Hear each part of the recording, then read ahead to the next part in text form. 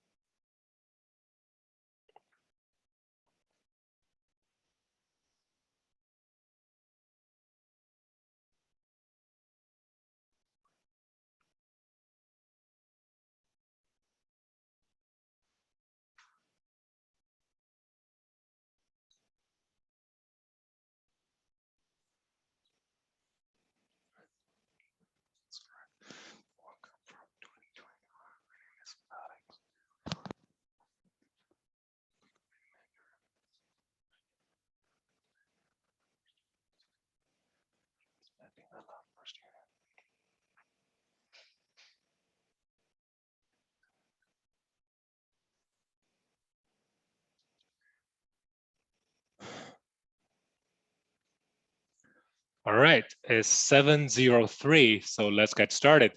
Okay, so welcome to our 2021 AMC12 AIME Bootcamp. So as a quick reminder, since today is going to be an open course, we're expecting a lot of participants. So please do me a favor, when you join a meeting, you're automatically put into mute. So please try not to unmute yourself, okay? So during the lectures, if you have any questions, you can basically chat. If basically using the chat function offered by Zoom instead of like talking. So that's going to make sure our entire lecture is well organized. All right. So I think we can get started. So before we jump to the lecture today, I'd like to give you guys a short and brief introduction about our 常春藤双语讲堂. So basically give you an idea what kind of lectures we're currently offering in order to help you guys do a very good job in the math competition. So generally speaking, the lectures that we are offered can be classified into 3 major categories. The first category, what we give a name, is a North American Math Contest knowledge-based lectures. You know, in the North American math competitions, there are 4 major categories, right? There are the algebra, geometry, continuum probabilities, and also number theory. To be honest, if you really calculate all the concepts, there are more than 300 concepts in all those 4 major categories. So our knowledge-based lecture is actually give you guys a very detailed walking through for all those concepts. We basically have 8 sessions in total. And for each session, we have 10 lectures. And each lecture is actually 2 hours. In total, we have like 80 lectures. So 80 lectures, 160 hours in total, try to give you guys a very detailed walkthrough about all the concepts, the very important, the classical problems for all these 4 categories, and also the strategies, the tricks, how to do problems. This is more like a long-term lectures offered for the students. They like to basically do a walkthrough, basically bridge all the gaps in their math math competition study. Okay, this is actually our first category lecture. Our second category lecture is pretty much the bootcamp lectures, like the one we're having today, because we know that there's a huge similarity between different math competition, right? The Canadian one and American one. But indeed, there are some differences between different math competitions for sure.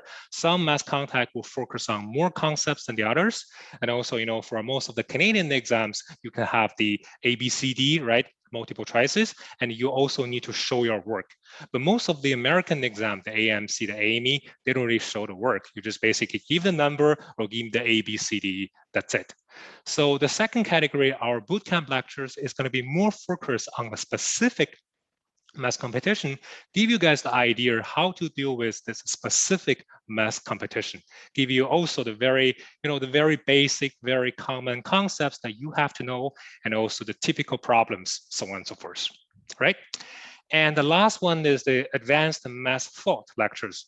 The math study, eventually, this is going to be teaching you how to think things, how to teach the math thought. Especially for our student, when you're in Canada, we have a lot of students eventually go to Waterloo University, study pretty much like the computer or study like the math. Or our American students always go to the Ivy League. They can go to, like learning finance or learning computer science, so on and so forth. So these kind of majors are considered as an advanced application for the math. So that being said, if you can actually establish a very well-organized math thought, so this is going to be very beneficial. For the short term, it's going to help you for the math competition, but for the long term, it's going to help you in your career life, how to use the math thought to solve the real problem you're going to face in your real life, your real career, and actually to give you a lot of help. So these are like the three major category of lectures we're offering by our organization. And in today's lecture, we're going to focus on the second one, is the bootcamp lecture, lecture number 1 for the bootcamp. Yeah, another very quick talk is actually, because this is actually the student and teacher, and also the parents ask me all the time, your name is Changchun Teng, Shuangyu Jiangtang. Shuangyu means bilingual, but my kids doesn't speak a word of Chinese. So it doesn't matter, because our bilingual actually means the English and French, because our lecture is actually offered in different provinces and different states. So especially in the province of Quebec, c'est tous en français. So our lecture is actually offered in French. So just like I said, like en français, c'est très important pour moi de parler français au Québec. C'est tous en français. Travail, l'épicerie, magasin, éducation en particulier. So basically, we're trying to offer like the French version. While the other provinces like Ontario or like pretty much the other world, like the other part of the world, we basically use in English. In today's lecture is English only. There's no French, no Chinese, ni langue, ni français, ni chinois. It's only English. All right. So hopefully just give you guys a short and brief explanation where we are and what kind of lectures we're offering in our organization. All right, if all good, let's jump to the real topic. Today is going to be our topic number 1. Today is going to be our topic number 1 in our, give me one sec, AMC12, AIME Math Bootcamp. This is going to be lecture 1. We're going to talk about the 2D geometry. Okay, so this is how our lecture will be organized. For each lecture, we're going to spend the first half an hour focused on the concepts, the most important concepts that you have to know in order to go to the math competition. And then after you understand all the concepts, we're going to give you some real problems, some very real, very typical problems coming from AMC and AIME. Try to kind of give you a combination, give you guys a big direction. What is the thinking process? Fishing. Give you the problem is not enough. We need to show you guys the thinking process for this entire AMC12 and AIME. All right, if that's the case, so let's jump to our first part to try to do some basic concepts walk through. What are the important concepts that you need to know in order to go to our AMC12 and AIME, talking about the 2D geometry part? Okay. So I have already classified them into different categories. We can go through them one by one. The first one is very intuitive. You need to know the triangles inequality. This is like a given, right? Pretty much in your elementary school, you should be able to know this. So when you have a triangle, you have 3 sizes, there are some inequality relationship between the 3 sizes. So normally when you go to like your normal lectures, the teacher is going to say that, let's say you have a triangle ABC. So this inequality has like 2 relationships. One is adding 2 sides will be greater than the third one, while the other one is if you do a subtraction between 2 sides, this is going to be lesser than the other one, right? But normally speaking, even though you have 2 sets, but those 2 sets are not independent, because whatever you have for the minus related forms, they can be transferred into plus. So that being said, whenever you want to give the inequalities for a triangle, you don't have to cover both. As long as you cover the plus, the summary related inequalities, you're good to go. This one, you can forget about it. Okay, so this is actually the scalar form, right? And this form actually also has a vector form. So that is exactly what I presented here. If you put a triangle into the complex plane, you basically would be able to define the three sizes into three vectors. So let's say vector x, vector y, and vector z. So you will be able to have exactly the same thing, but in a vector form. All right, this is pretty much the two things you need to know. The other part I just want to bring it up is that when you're dealing with the triangles, if you really want to create some inequality relationship, besides this triangles inequality, you also want to remember the sine theta, right? What kind of theta you have here? Like the sine theta is going to be between 0 and 1, if I take the absolute value, okay? And also the cosine theta should be between 0 and 1, right? Like, try to remember, sometimes you can have this number achieved, sometimes you can't, because you can have a degree with 90 degrees, but you can't have an angle with 0 degrees. You won't be able to form a triangle, right? So this is like the basic things you need to know for a triangle and how to create all those inequality relationships.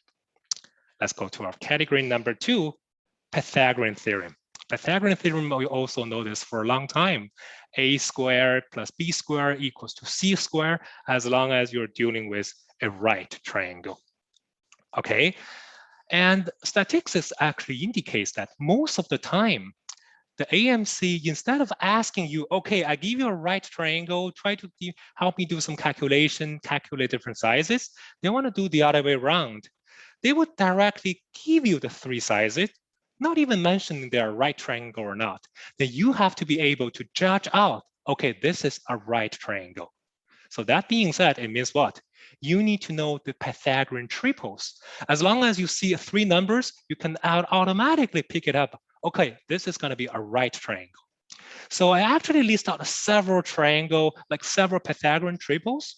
I think the most important ones are, the first of all, you'll be able to see that a lot in the AMC math competition. And also this one, 20, 21, and 29. So I hope you guys remember as much as you could, but if you really cannot remember all of them, which is totally understandable, try to remember a couple of them. Because like I said, sometimes the question is going to throw you three sizes without even mentioning this is a right triangle, and you have to really realize this is actually a right triangle. And one more part is, if you go to most of the, like the Canadian exams, sometimes they have the rotation problem and the reflection problem. So most of the time in this rotation and reflection related problems, the question will give you three sizes, and you will just basically figure out this is going to be a right triangle. And 100%, always, this is going to be a right triangle, and you need to judge them, and you need to figure them out during the calculation process. Okay, this is the second part I want to say. The third one is the angle bisector theorem. Oh, this is like super important. AMC will test it almost like every single year. As long as you got a triangle, you have an angle bisector, then automatically you have BD over DC will be equal to AB over AC. So moving in the future, as long as you see an angle bisector, trust me, your first reaction would no longer be angles are the same. Let's say number one, number two. Angle one equals to angle two, right? But these days, this is no longer fashion, no longer trendy. So the exam will not test you too much about angle one equals to angle two. Instead, they're going to test you a lot for this side relationship. So try to remember the triangles angle bisector theorem is extremely important in the math competition. All right, this is another thing you need to remember. Moving forward, we're going to go to the Stillworth theorem. Stillworth theorem is actually a very generic theorem for different triangles. As long as you have a triangle, any kind of triangle, right? You see, I have already given this triangle ABC, and you find a random point D on a side BC, do connection. There are 1, 2, 3, 4, 5. There are 5 different segments, right? Then automatically you should have such a relationship. So this 5 different segments, they can have such an equation. So how to remember this? This is always a trick. You can say a man and his dad put a bomb in the sink. A man and his dad. So basically this is the denotation for all the segment, put a bomb in the sink. So that's pretty much what you have to remember this. You can always say that as a remember, but don't just, but try not to say that when you cross the border, right? So always try to remember this. This is going to be very important when most of the problems, most of this, triangle related size calculation problem. In today's sampled example, you will be able to see this. And if you really have some problem, remember the original form, like the vanilla form of this expression, please try to remember the 3 specific scenarios. The first one is, what about AD? AD is not a random segment. AD becomes like an angle bisector. If that's the case, you're going to have the angle bisector length theorem. That is going to be AD squared equals to AB, AC minus BD, DC. Okay? So that being said, AD is no longer a random segment. It has some specific features, aka it's an angle bisector. So the original expression can be simplified like this. Then what about AD is a median? It's not an angle bisector, but it's a median. Okay, in that case, you're going to have another median length theorem. That's going to be 4 AD squared equals 2 AB squared 2 AC squared minus BC squared. And the third one, what if you're looking at an isosceles triangle? AD is equal to AC, so you're going to be able to have AD squared equals to AB squared minus BD times DC. So like I said, I really like you to remember the original form of the Stewart theorem, but if you really have any problems, it doesn't matter. You can try to focus on this 3 specific scenarios. That will be able to help you, remember like the relatively easy format of such an expression. All right, if all good, let's continue. The other part is one thing I want to say that, there are different centers within the triangle, right? And, we have the yin center, we have the circumcenter, so on and so forth. One of the most important center in the triangle, which is actually the centroid. The centroid is actually 3 medians, right? Because as long as you have a centroid, you automatically have 2 very important properties. The first one is here, the centroid actually divides the 3 medians into 2 to 1 portion. Is that right? So this is 2 person, 1 person, 2 person, 1 person, 2 person, 1, like 2 person, 1 person, right? This is very important because in one time in the year 2018, AMC12B question number 13, if you know this trick, you can solve the problem in about maybe 5 seconds. So if you remember this is very important. Okay, then what about the second one? The second one is more like from the coordinate geometry's perspective. If you have a triangle, the 3 vertex, I give you the coordinates. The coordinates of the 3 vertex has been given. And I wanted to determine what is the coordinates of the centroid. So that's going to be the average of the 3 x coordinate and the average of the 3 y coordinates. So this is actually a very interesting conclusion as well. Sometimes it's going to help you to expedite your calculation process. Okay, all good. So let's continue. Number 6, you have to know is the congruency, the congruent triangles. Pretty much focus on the congruent triangles. There are so many determination rules for the triangle's congruency. So we can try to do some quick summary. You have the 3 sizes, SSS.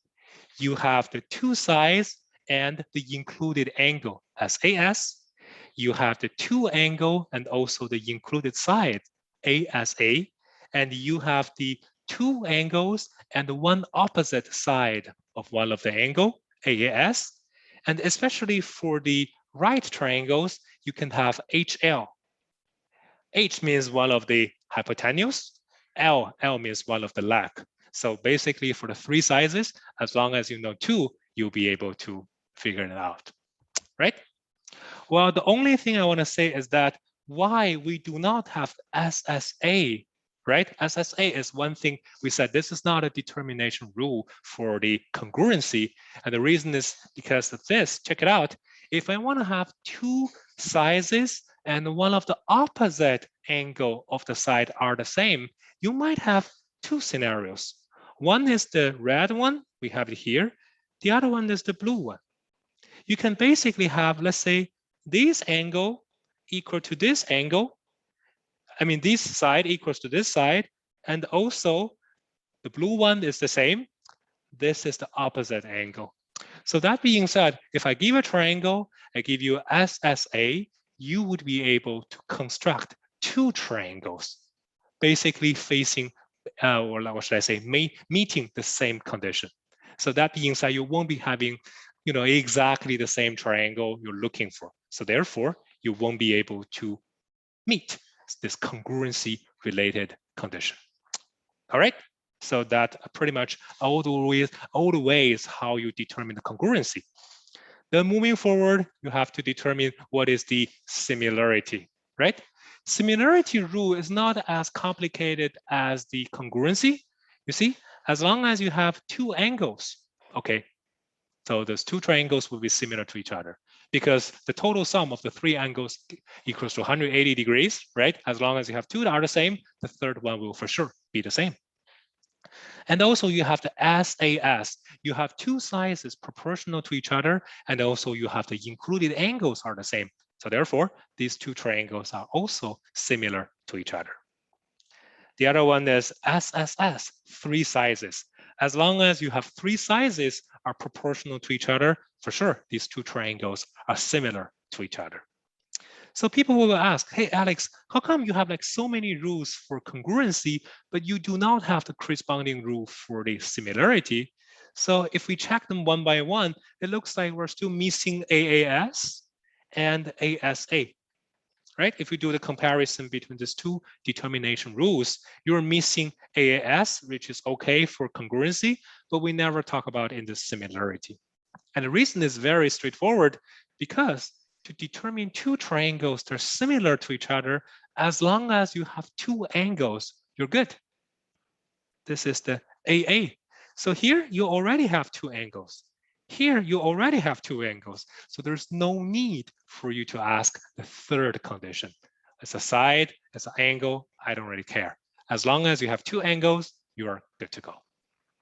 All right. So a quick comparison between the similarity rules and congruency rules, a quick observation tells you that in order to make sure two triangles that are congruent to each other, you should at least have one side information. You can have all three sizes, you can have only one side, two side, I don't care, but at least you need to have one side condition. However, to determine triangles that are similar to each other, no need to have the side. As long as you have the angle information, you are good to go. Okay, so far so good. Let's continue. Number 8, you have to remember is the famous many laws, right? In our regular lectures, our knowledge-based lectures, we actually give you guys so many examples talking about the many laws and Siva, and that actually means the importance of such property.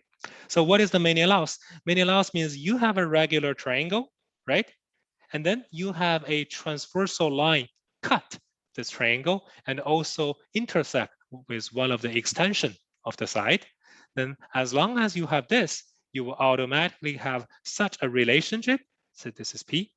You're going to have BP over PC, CQ over QA, AR over RB. You multiply them together, that's going to give you 1, right? So this is actually a typical form of the many laws. Okay. As long as we learn many laws, we always give you the Siva, right? These are more like a twin brother. They always work together. Siva is like you have a triangle, any kind of triangle, no specific condition. You have a point in the middle, and then you make the connection, extension, you basically have such a shape. So you see, the X point can be quite dynamic, moving, travel around whatever places within the triangle. Then you automatically gonna have BD over DC, CE over EA, AF over FB. You basically travel along the three sizes of the triangle, multiply them together, you have 1. Okay, so like I said, these two guys are very important. You'll always see problems talking about them in AIME, roughly question number 5 to question number 7. Okay, the geometry problem in number 5, number 7 will basically ask you how to use the many laws or Siva. So try to remember this. This is extremely important. Okay, moving forward, the law of sine and also the cosine law. So these are actually considered to be a fundamental law, right? The fundamental law for pretty much all the triangles, regardless the shape. You're acute, obtuse, right? Exactly the same. So this is the sine law, right? The upper one is the sine law, and the lower one is the cosine law. Okay, I think this is a very foundation, very basic one you need to remember. Only thing I want to highlight here is what does 2r mean? 2r is the radius of the subscribed circle of this triangle. So if this is the triangle, can always have a subscribed circle, right? And this is going to be your r. All right. I think that's pretty much the most important concept you need to know for the triangle part. Okay. Talking about the 2D geometry, there are two major categories. One is triangle. The other one is circle, right? Triangle can be considered as the foundation for this entire 2D geometry. In our regular lecture, we give you guys so many important properties for this triangle. You can go back to check our notes.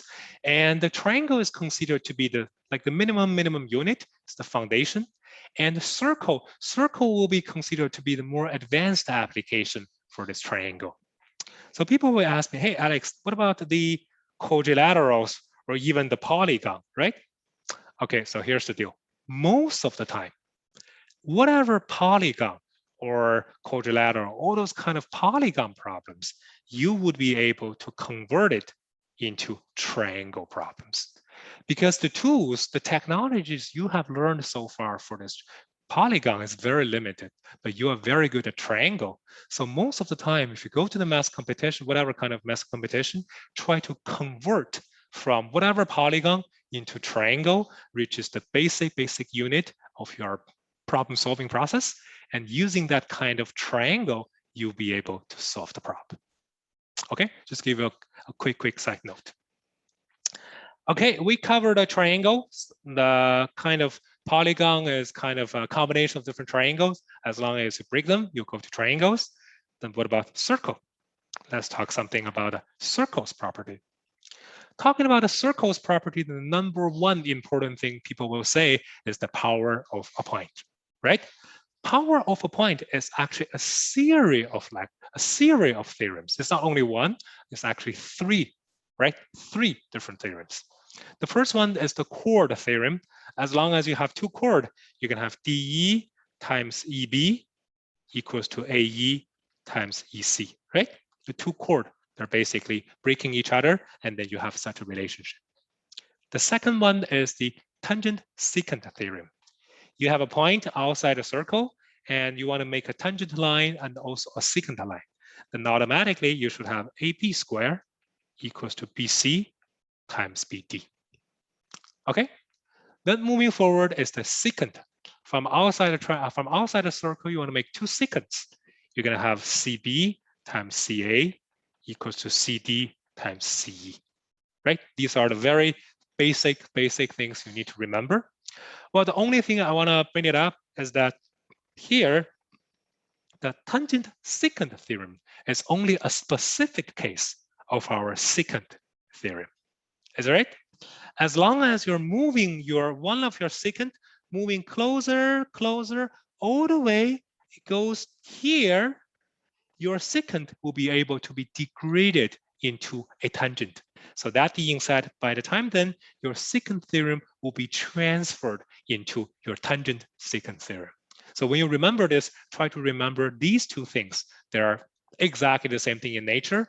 Well, this guy, the tangent to secant, is only a specific case of your secant theorem. All right, so here I want to have a very quick side note. What if you see a tangent? You see, we have the tangent secant theorem in the middle. So what if you want to see a secant? What if you see a tangent? What are you going to do whenever you see a tangent? We have already introduced this a lot in our regular lecture, but just help you guys do a quick summary. So whenever you see tangent, basically you want to do two things. First, when you only see a line tangent to circle, let's say this is A, this is B, right? This is O. You always want to make a connection between the center and also the tangent foot. Because as long as you do that, you will be able to have a perpendicular line. Okay, as long as you see the tangent and one circle, always do the connection between the circle center and also the tangent foot.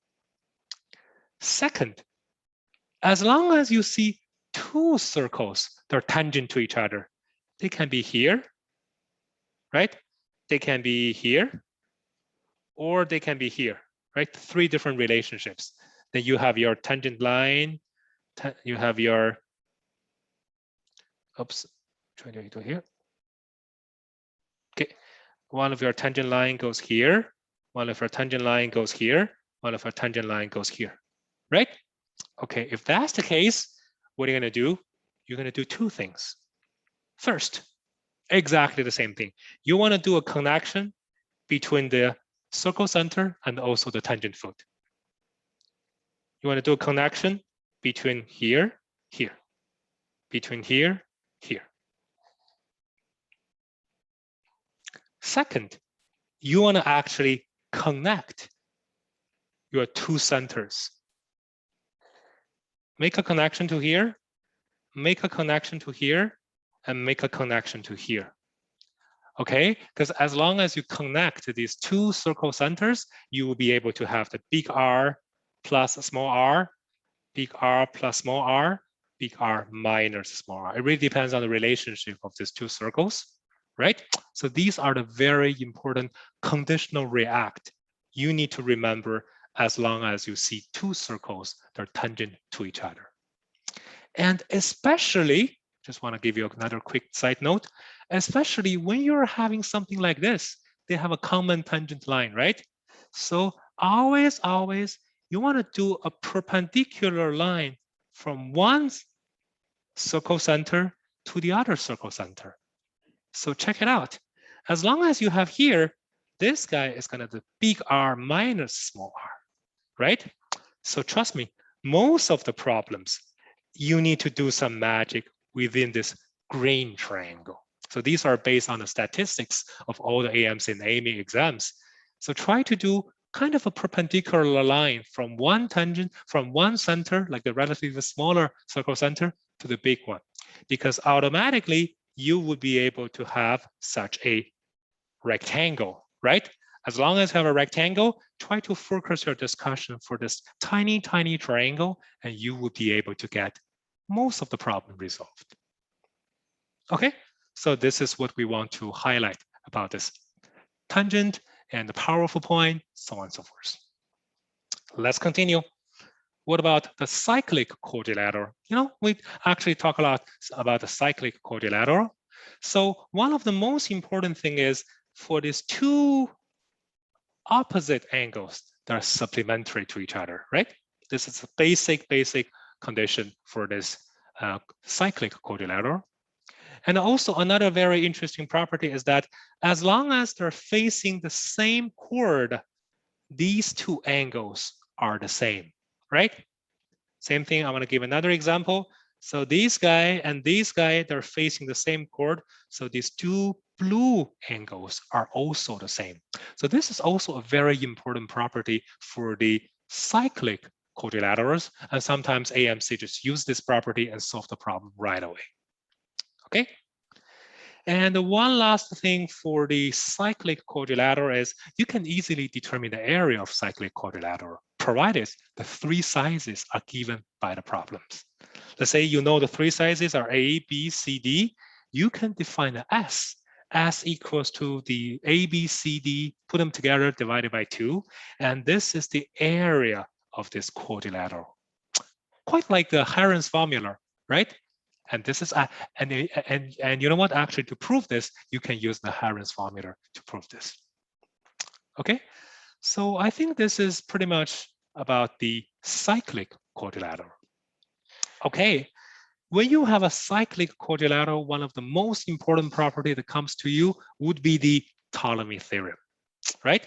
Ptolemy Theorem means that when you have a cyclic quadrilateral, so if you want to have the sum of the product of the opposite two sides, the sum of the product of the opposite two sides will be equal to the product of these two diagonals, right?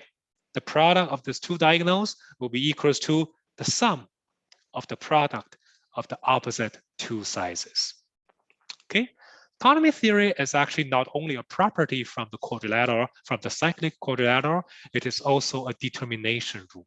As long as I give you a random quadrilateral, you can have such a relationship that you can say, hey, this is actually a cyclic quadrilateral. It's a sufficient and a necessary condition. All right, so let's continue. Number 14, I want to talk something about the area method. This is kind of like the pretty much the last thing I want to mention, talking about the 2D geometry's basic is how to determine the area of a triangle. So trust me, this is extremely important. If we do a statistic, so I basically go through all the math competitive, all the like AIME, AMC exam, all the way from the very beginning, the first year, I find out actually there are about 72% of all those geometry related problems, they're actually using the area of a triangle.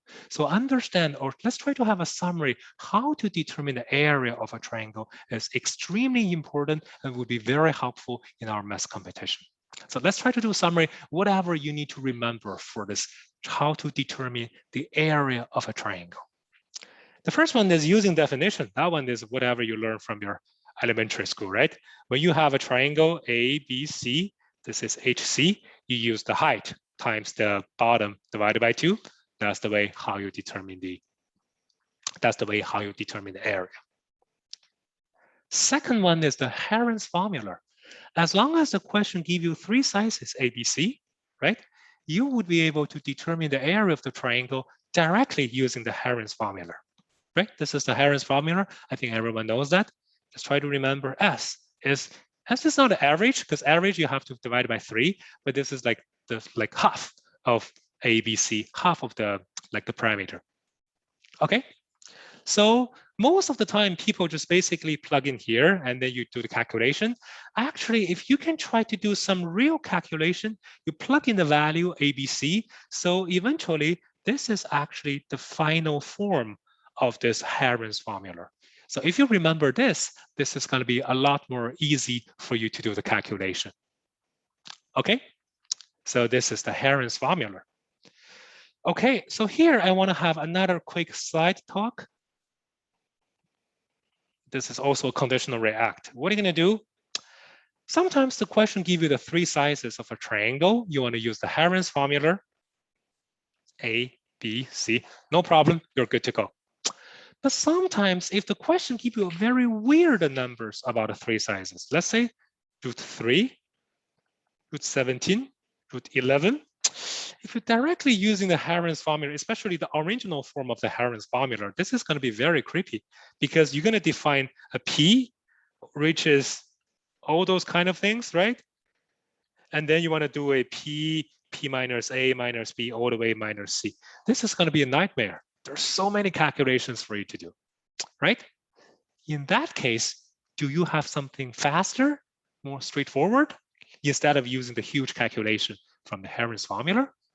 And the answer is yes. You're going to use the double Pythagorean theorem. Double Pythagorean. What is that? I'll show you this and you will understand it fairly quick. Let's say I have a triangle A, B, C. Like I said, all the three numbers, they're pretty nasty. No way for you to do like the real calculation using Heron's formula. What you can do is you can basically come here, make a height, okay?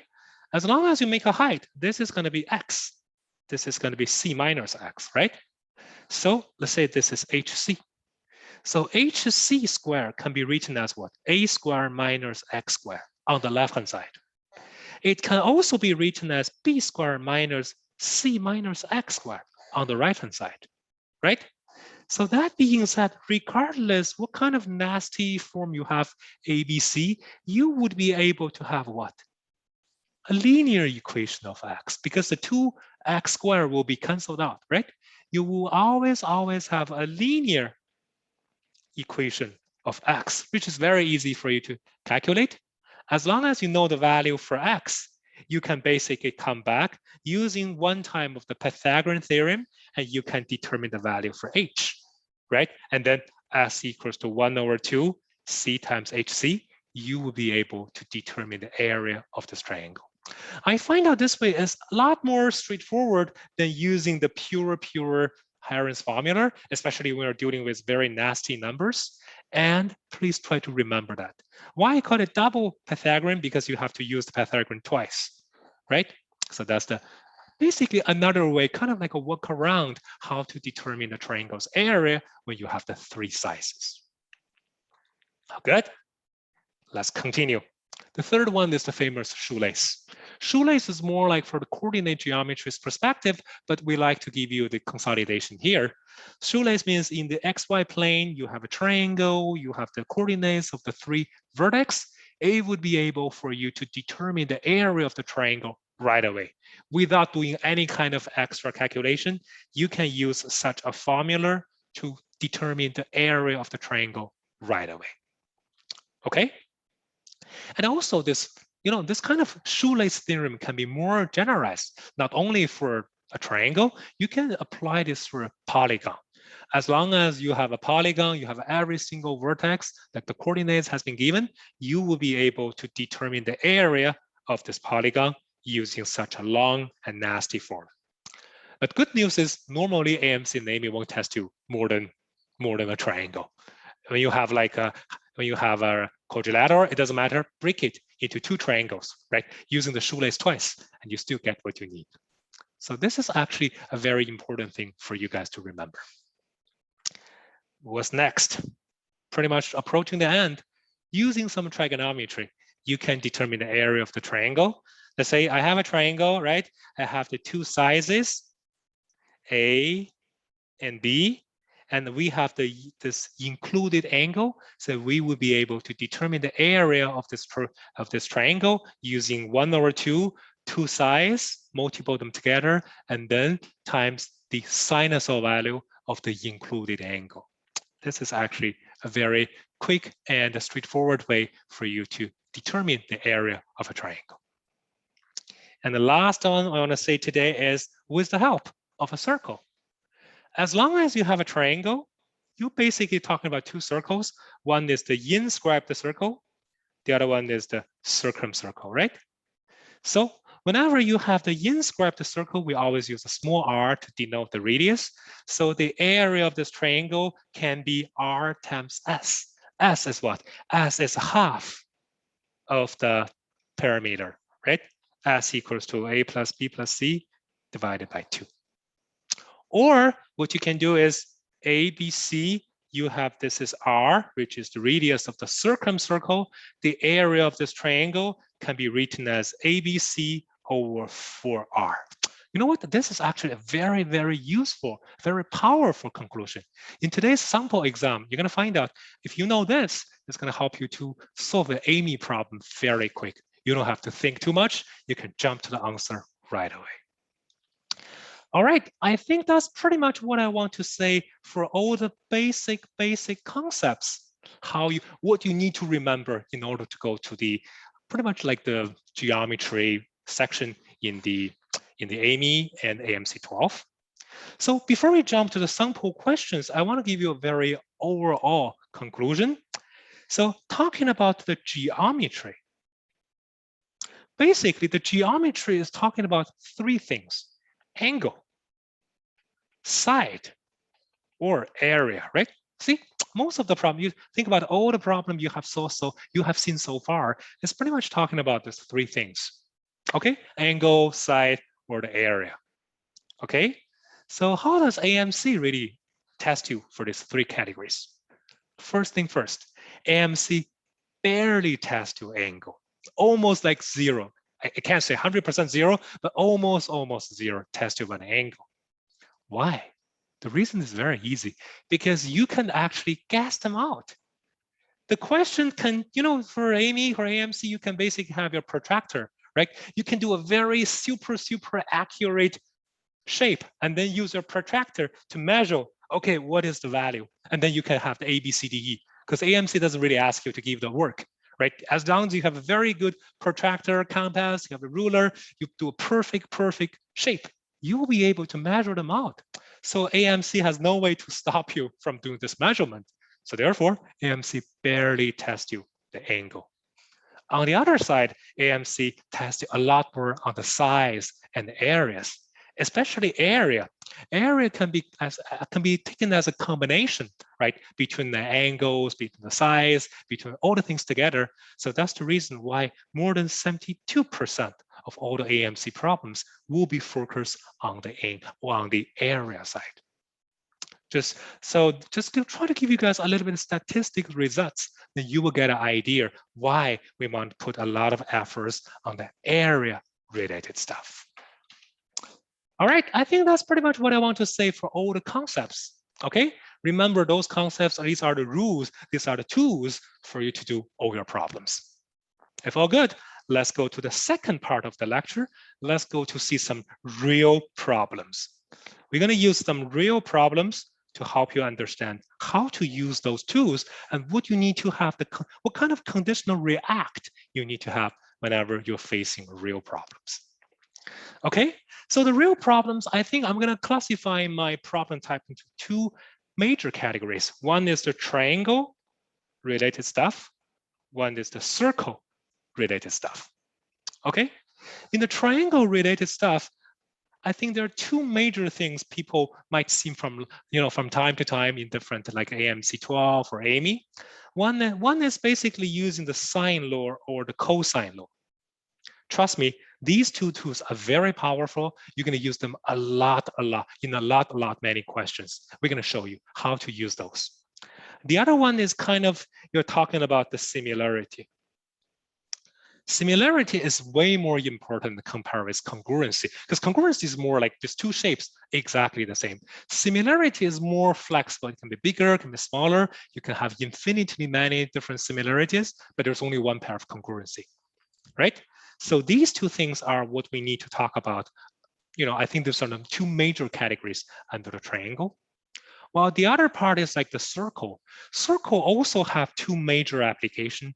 One is the circle basics, like the basic ideas, basic concepts, the rules, put them together, the basics. And the other one is basically the power of a point. So normally speaking, these are the four major categories, the problems you might be seeing from time to time in the math competition. So today, we're trying to give you guys a little bit everything about these four different categories and give you guys some idea what you're going to do in the real exams. If all good, let's get started. So question number one, let's go to our first category. Question number one.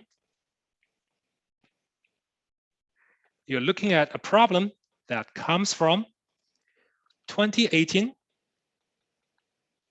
AMC 12A, question number 20. Okay, I'll show you how to read a problem, what kind of things you need to really highlight them out. You have kind of like a conditional react for some specific conditions and wordings. So let's check it out. The problem says a triangle ABC is an isosceles right triangle. This part you need to put it out, right? Right isosceles triangle with AB equals to AC equals to 3. Let M be the midpoint of the hypotenuse. Midpoint of the hypotenuse BC, and point I and E lies on the sides AC, AB respectively, so that AI is greater than AE, and AIME, kind of like AIME, AIME is a cyclic quadrilateral. Okay, cyclic quadrilateral. I need to think about it. Normally, we don't see this condition very often. It's presented here. We need to have some idea to see how we're going to do with that. Okay, given that the triangle EMI has an area 2, okay, another condition. And CI, the length of CI can be written as A minus under root B over C. A, B, C, they're positive integers. B is not divisible by the square of any prime. What is the value for A, B, C? So this is actually a very typical way that AMC and AIME like to ask you. Basically, they wanted to determine the length of CI. But since if you just determine the length of CI, they give you all the values in the A, B, C, D, E, they think you might be able to guess. Because, you know, if you gave you maybe 3 under root 7 or 4 or something, you might be able to see some kind of inspirations from A, B, C, D, E. So instead, AMC is very evil. Instead of asking you the numbers directly, they want you to ask the sum of A, B, C. So as long as you sum them together, you only have these numbers. There's no way for you to guess. Okay, this is the typical way why AMC or AIME like to ask you. But generally speaking, this is asking nothing but the value of CI. Okay, let's check it out. How are you going to do this? For any kind of geometry problem, it is extremely important that you need to have as accurate as possible graph, right? So let's try to do a graph as accurate as possible. Okay, so what you're gonna have is, you're gonna have A, B, C, according to the condition. This is M, this is E, this is I. Okay, this is everything given by the problem. And then M is the midpoint, okay? And the two red leg, like the right legs are 3, okay? I'm just gonna put it there. And one of the conditions is this guy, the blue one, is a what? It's a cyclic quadrilateral. Okay, a cyclic quadrilateral. Okay, I'm gonna think, so I'm just gonna put it there for a sec. The other one is what?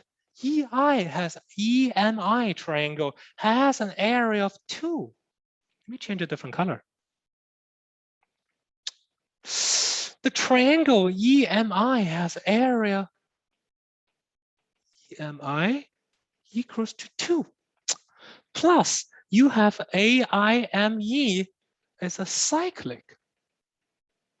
So you need to ask for yourself. Let's get started with the cyclic.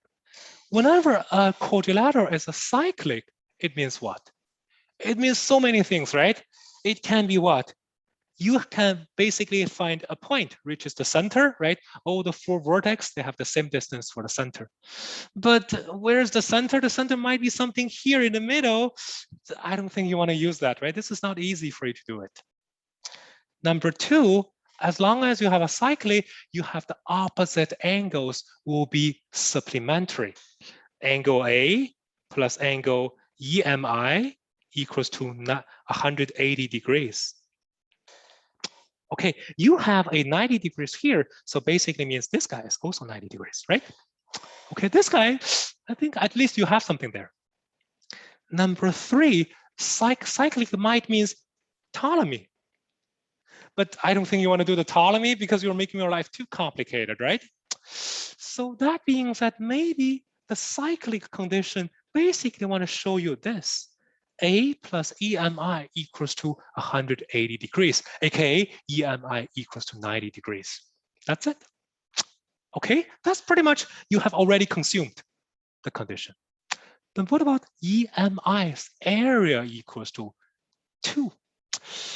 Okay, you have a right triangle. Okay, that's good. But you want to say the area equals to 2.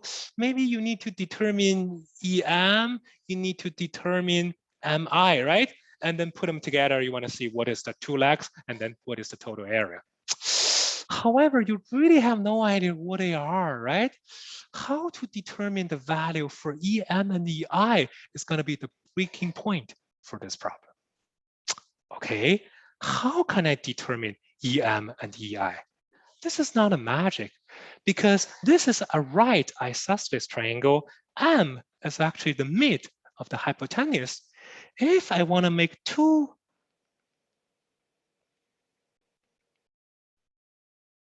latitudes, I make two latitudes on the two sides of this red leg, you will be able to see this red triangle and this red triangle. They would be what? They would be congruent to each other, is it right? F and G. Why? Let's check it out. Let's check it out. First of all, FM must be equal to mg, right?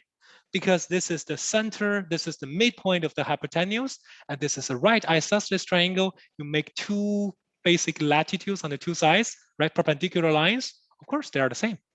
Okay, I'm going to highlight it. Maybe using this. This guy is equal to this guy. What else? You have two right angles here, right? This is EFM equals to MGI equals to 90 degrees. Makes sense, right? 90 degrees, 90 degrees. So it looks like I just need one more condition and we are good to go. We just need an angle. As long as we have an angle, we're good to go. How can we determine one of the angle? You have to check it out here. Let's say this is number one, angle number one. This is angle number two, right? As long as I can prove number one equals number two, voila, these two triangles will be congruent to each other. But how can I prove this? This is actually the second time you want to use the cyclic. Check it out. If I say this is angle number three, angle number one plus angle number three equals to 180 degrees. For sure, they're like collinear, right? And also because of this cyclic, you also have number three plus number two equals to 180 degrees. Is that right? So that being said, because like I said, cyclic means the opposite two angles, adding them together equals to 180 degrees.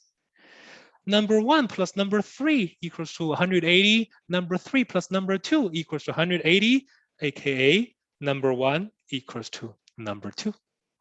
So therefore, you're going to have triangle FME will be congruent to triangle GMI, right? Quite understandable, right? This is not a rocket science. These two red ones, they're congruent to each other. Okay, as long as the two red ones are congruent to each other, it means what? The corresponding size will be equal in measurement. So therefore, EM equals to MI. Hey, check it out. EM is exactly this guy. MI is exactly this guy. So these two green lines are the two legs of my triangle EMI, right? My triangle EMI. So that being said means what?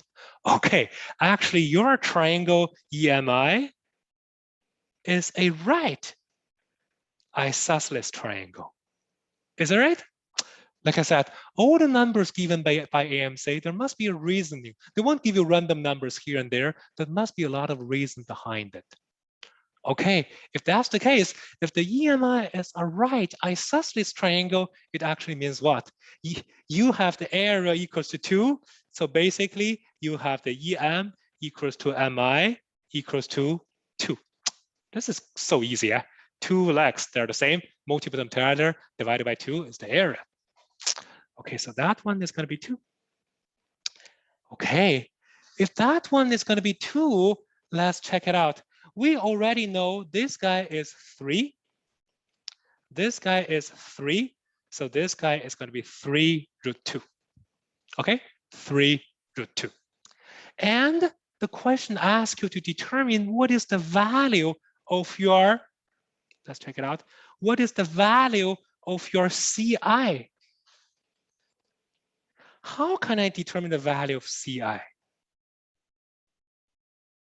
To determine the value of CI, you must put it into a triangle, right? You cannot just flying there, right? How can you determine the value of CI? I think this is going to be very conspicuous. Check it out. you already know the green one is equal to 2. Because you have already calculated the hypotenuse equals to 3 root 2. So therefore, this part is going to be half of the hypotenuse. 3 divided by 2, root 2. And how can you determine the value for CI? You just need an angle. Do you know the angle? Of course you did. The question tells you triangle ABC is a right isosceles triangle at the very beginning. So therefore, you have this guy equals to 35 degrees. Voila, let's check out here. Let's check out this black triangle.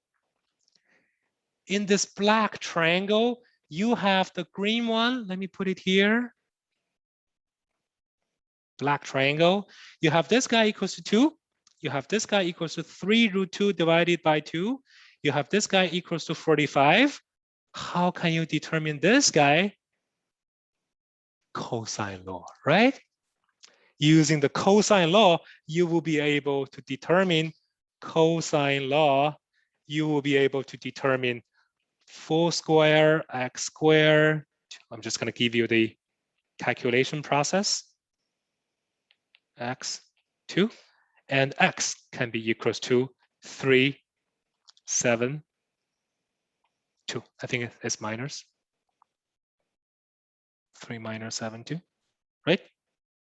So you get what you need. This is the value for CI. As long as you know the value for CI, you plug in into the original ABC, you get what you need. So that is actually the solution for the first problem. A very quick recap. I think this problem is very good. The problem is not super, super difficult, but I actually give you 2 very important, kind of like a hint. As long as you see something is a cyclic, you need to think about what are the condition you need to use in order to utilize this cyclic related property. But there's so many properties there that you need to pick up the one which is the most helpful. Second, as long as the question gives you a random triangle has an area equals to 2, you must think about it. Maybe this is not a really simple triangle. There might be some interesting or some specific properties for this triangle, and you would be able to leverage your calculation process. All right. So this is what we want to say for the first problem. Using the cosine law, you can easily determine the length of a given segment. If all good, let's go to our second problem. Our second problem is a little bit more difficult. It's an AIME problem. You know, we always like to combine some AIME problems, some AMC problems together and try to give you guys some ideas. So let's check it out.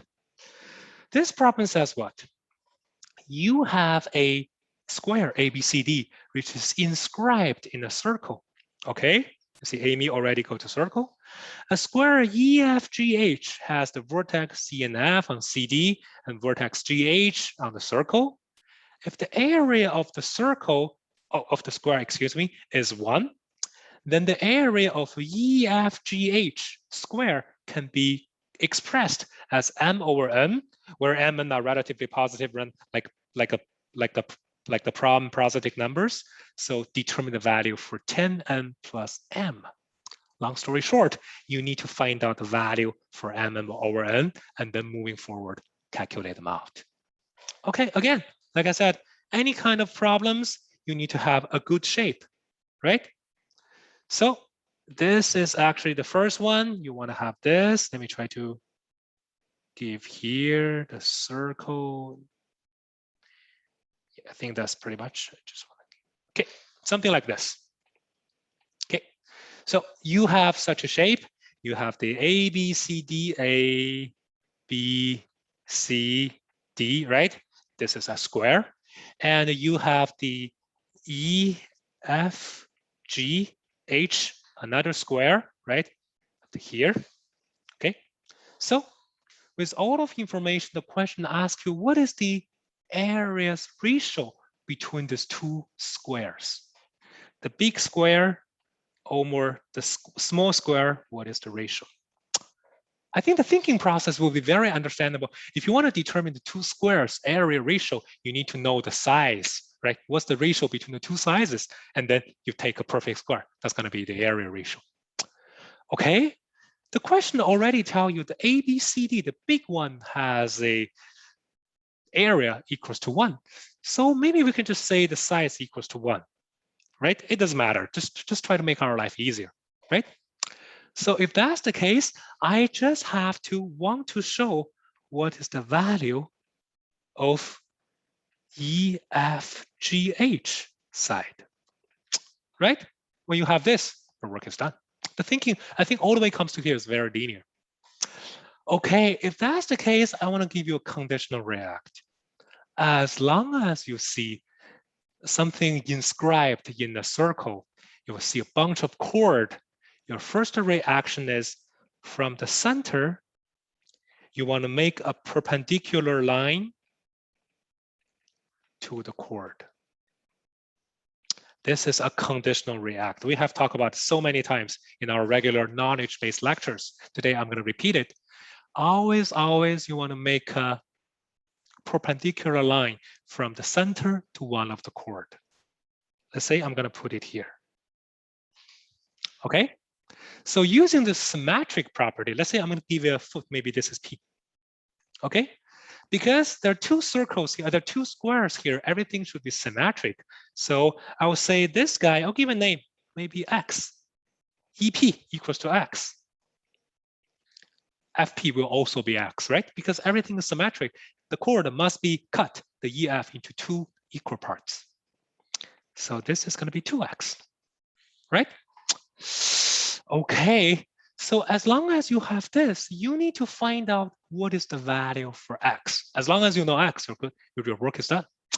How can you find out the value of X? Of course, I want to use the X as close as to our original side, right? Put them into a triangle and hopefully solve the problem. And this is another very important trick. As long as you make a perpendicular line to the chord, you need to create the radius right away. You need to create the radius right away. And then you can do a connection here. Let's try to focus our discussion on this relatively slim triangle.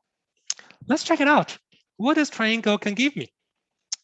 So first of all, I need to know, let's say this is O, right? So this triangle goes like this.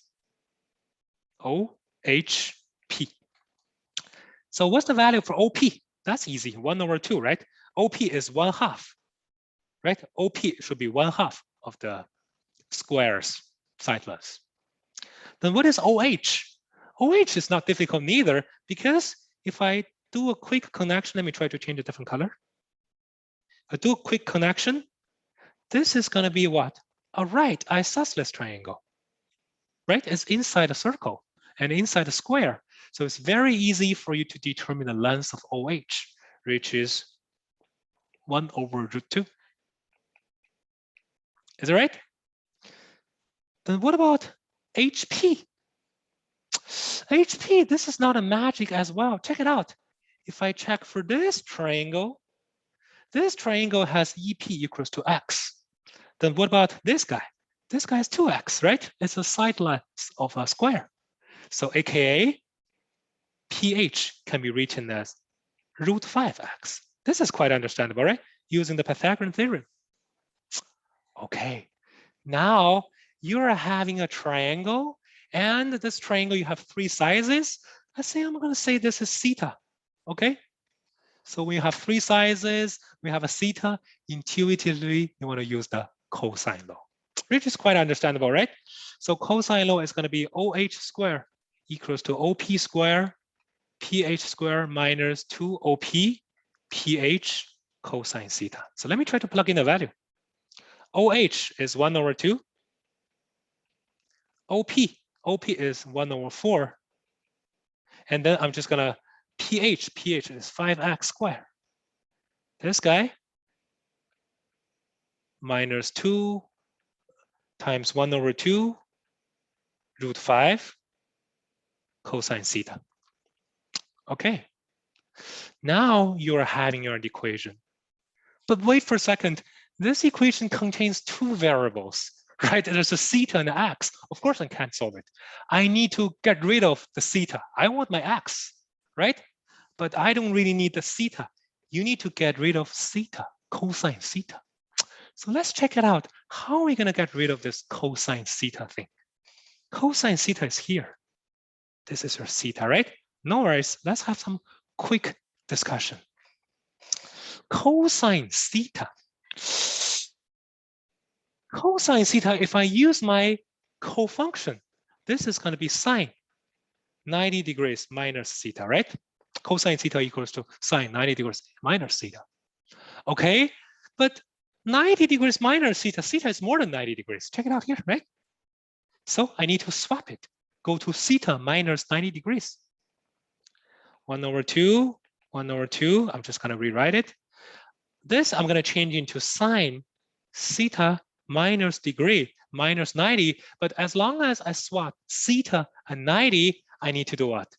I need to change this into plus 2/2 root 5. Is that right?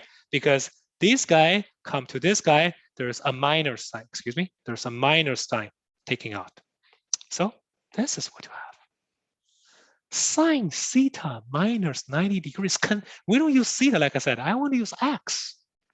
Let's check it out. What does theta minus 90 degrees mean? Theta is the big guy here, but this is 90 degrees, right? Like I said, the chord is always perpendicular to one of your like you just made a perpendicular line, right, from the center to the chord. So this is going to be your theta minus 90 degrees. If I highlight it here, here you have your, this angle equals to theta minus 90 degrees. And you are asking me, what is the sinusoid value? Of course, you know the sinusoid value. Sinusoid value of this guy, sine theta minus degree, is going to be 2x over root 5x. 2 root 5. Is that right? So that being said, this guy can be put into 5 root 5 divided by 2. Voila. Now you're good to go. You have one equation which only has one variable. One equation, one variable. So of course, you will be able to determine the value for x, which is 1/10. For the calculation, don't waste our time. Let's follow the thinking process. You see, this is exactly what you're going to have. All right. As long as you have this, I think the following part is very understandable. What are you going to do? You have x. You will be able to determine what is the side length of the small square. That's going to be 2/5. That's going to be 1/2, excuse me, 1/2. 1/5, excuse me. So therefore, you will be able to find out the area ratio between these two squares. And moving forward, you can basically find out the value for m/n. Quite understandable, right? Quite understandable. So this is actually the thinking process. How are we going to do such a problem? This is actually the thinking process. So another quick note, what we have to do, as long as you see such a shape, you have two squares. What are you going to do? Always, you want to make a perpendicular line from the center all the way to one of the chord, right? And then right after that,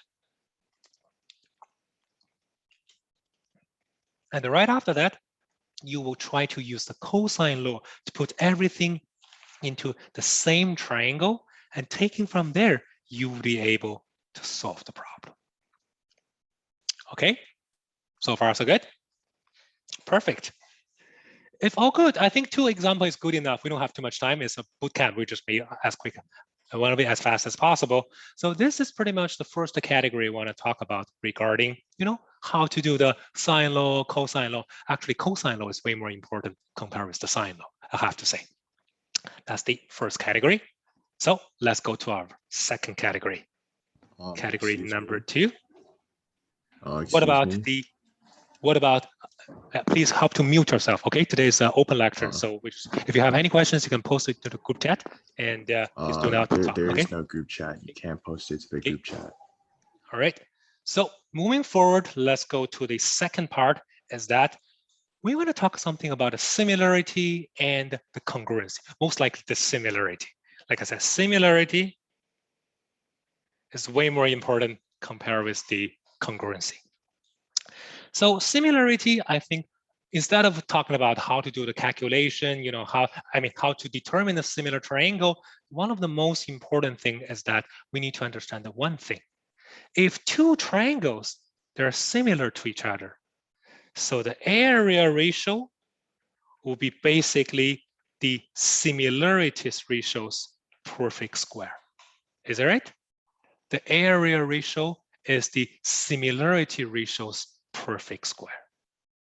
Okay, if that's the case, trust me, sometimes if a question asks you some area-related problem, it can be easily converted into a similarity-related problem. Okay, so this is actually a very common trick. And trust me, this discussion is not only for triangles. If there are two quadrilaterals, they are similar to each other. They're exactly the same thing. Is that right? Okay, so let's give a quick example and we'll see how it works. So the most important thing is you follow my flow, right? So don't really struggle on one number or two numbers. Let's try to understand the flow, which is the most important thing for our bootcamp lectures. So the problem is that we have a problem from 2017, AMC1012B, question number 18. Okay, so this problem says what? It says the diameter AB of a circle of a radius 2 is extended to a point D outside a circle such that BD equals to 3. Okay, point E is chosen so that ED is equal to 5, and the ED is perpendicular to line AD. Segment AE intersects the circle at a point C between A and D. So what is the area of our triangle ABC? So let's check it out, how that one looks like. So you can have here, and let me try to change this. And you have pretty much something like this. Okay, this is the shape, how this guy looks like. This is going to be here. So you have A, B, C, E, D, right? This is pretty much, you just have to have a perfect shape, like a graph, in order to make sure you have the good decision. So the diameter of AB of radius 2, so this is 2, this is 2, right? Is extended to point D such that BD is equal to 3. Okay, no problem. And point E is chosen on the ED such that ED equals to 5. Okay, and ED is perpendicular to AD. Segment AE cut the original circle at a point C. So with all those information, the question asks you to determine what is the area of this triangle ABC. What is the area of this triangle ABC? Okay, like I said, if you want to determine the area of a right triangle, you better know the two sizes, right? Like two legs. But this guy, you might not have to do that much too complicated, because a quick observation you find out, this is 90 degrees. This is 90 degrees. So therefore, you can have your triangle ABC is actually similar for your triangle ADE. Is that right? If two triangles, they're similar to each other, then automatically you can have the areas ABC, right? These two triangles are actually similar to each other.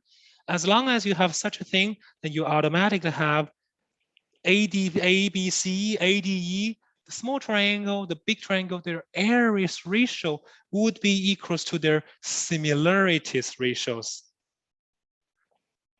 Perfect square, right? How to determine the similarity ratios perfect square? That one is easy. AP over AE. That's the most conspicuous similarities perfect square, right? So what is AB? AB is equal to 4. What is AE? AE, you can use your Pythagorean theorem. It's very easy for you to determine root 74. Then plug in the value. You can very quickly determine what is the area of triangle ABC, which is 16 over 74. Then the triangle ADE's area. Triangle ADE's area, you already know the two sides. It's very easy for you to determine, right? So the answer will be 140 over 37. So the answer will be D part. Fairly understandable, right? This is like an easy problem, right? But from the easy problem, we need to understand some interesting property and which would be transferred into some relatively difficult problem. Okay, if you understand this, let's go to an AIME problem, which is pretty much the same thing, but using a more flowery way to use this property. So let's go to our AIME problem. I think this one is very easy, right? There's nothing to say. We're just basically using the similarity. That's it.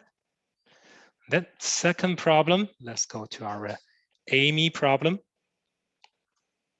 So this is a problem that comes from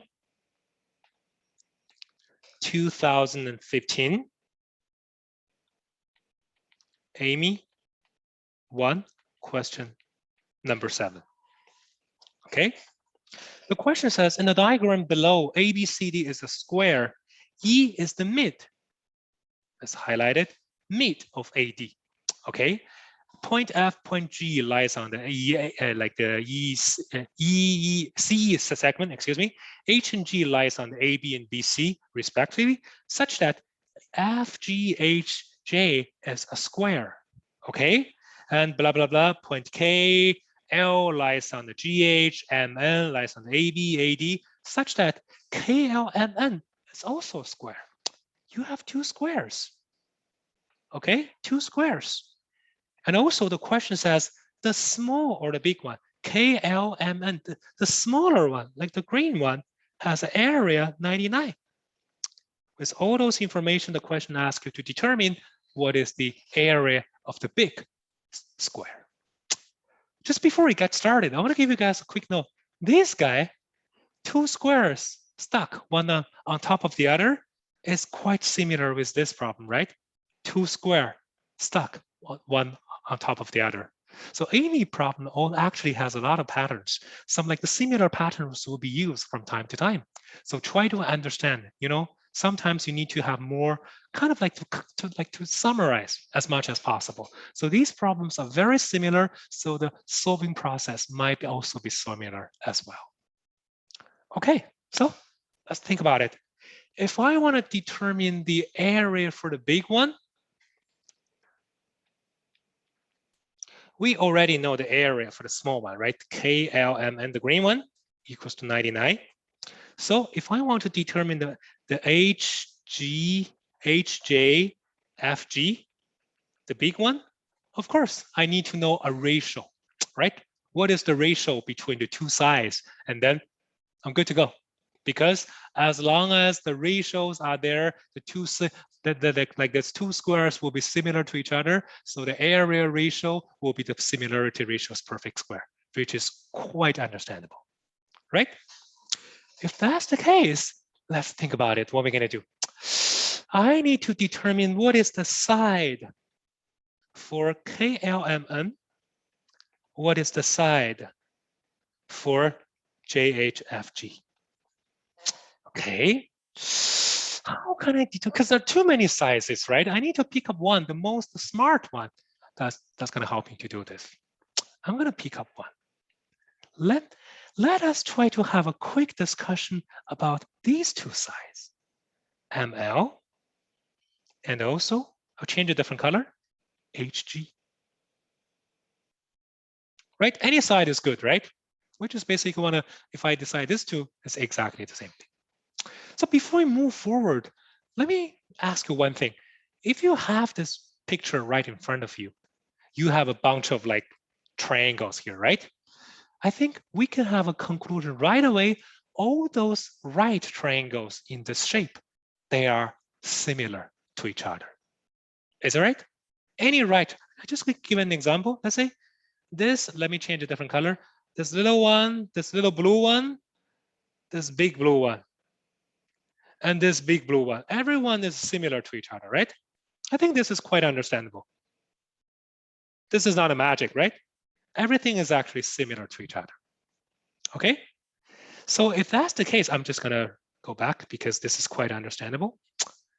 So if you know the similar triangle, you always want to talk about a similarity, how this kind of similarity looks like. So within any triangle, because they're all similar to each other, so the relationship between the two legs are basically the same across the board.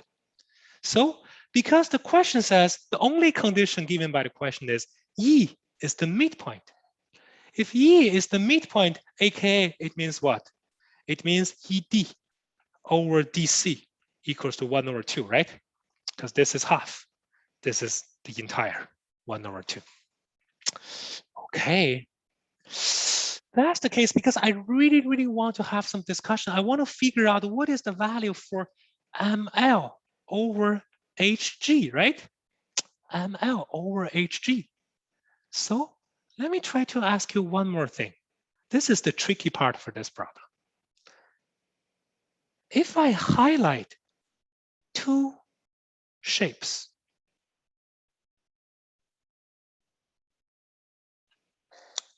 they're all quadrilateral, right? They're not triangle. One is the AMLH quadrilateral. The other one is what? The other one is BHGC